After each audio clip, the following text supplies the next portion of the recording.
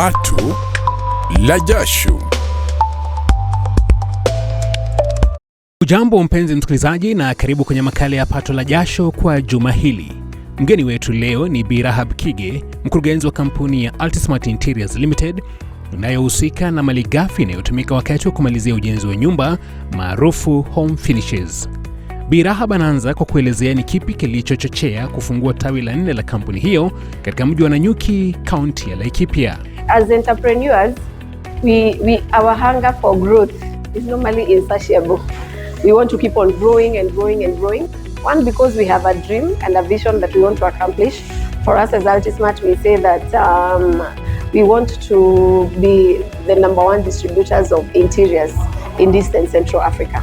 So we are only in 4 towns. You can see our growth is still very small.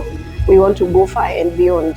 And so as we were exploring on where we can expand our range, we did some business survey here. And from our discussions, we thought it would be an appropriate market. Na ili kufanikisha operesheni kwenye matawi yote ya kampuni ya Ultismart, ni vigezo vipi muhimu vya kuzingatia na kufuatilia? Yeah, one of the things that lacks in many brands is consistency. And what makes people trust you is your consistency. So what we do in all our showrooms is, #1, we make sure that our showrooms are standardized.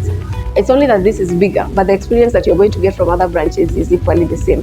Number 2, you ensure that your customer service is excellent. At least you try your best to make sure that your customers are satisfied.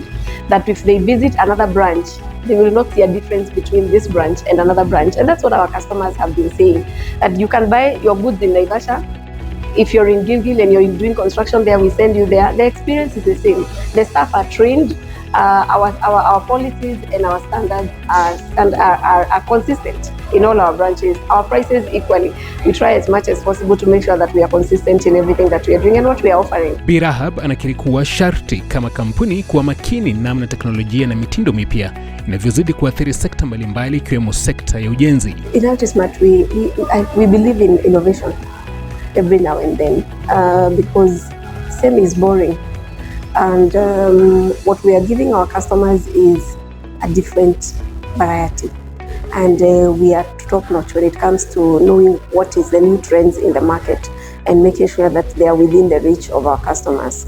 So our research team is on their toes, checking the new products that are upcoming. And equally, we keep on adjusting to the trends in the market so that we don't just become like the ordinary. I said, like Ultismart, we really want to be extraordinary. We want our customers to be happy with what they are getting from our shops. So we want to give them innovative products, and we want to be up. We want to be on top when it comes to bringing in the new trends that are in the market, because the construction industry evolves very fast. What you think was trendy last month might be very outdated this month. So you have to keep on your toes to know what is happening and to understand this market so that you can remain relevant.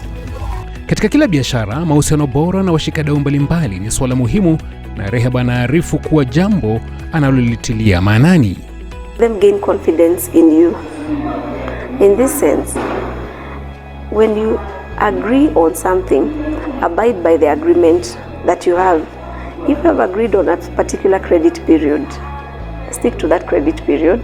And if there is a problem, communicate so that you are not misunderstood. Secondly, brand loyalty. Once you agree that you're going to work with a particular brand, also show them that you're pushing it so that they can also feel they can be able to work with you, that they can trust you as their dealer, as their distributor, because you're moving their products. And everybody loves anybody who is a performer. So the other thing is that brands also love people who perform, so that if they entrust you with this much stock, you're able to move the stock, and so you're representing them in the market, that their brand is felt because you're pushing their brand. But also it's good to listen. I know that you're the entrepreneur and you're the business owner, but you can't work alone.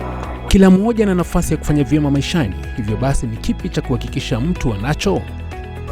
First of all, construction is my passion.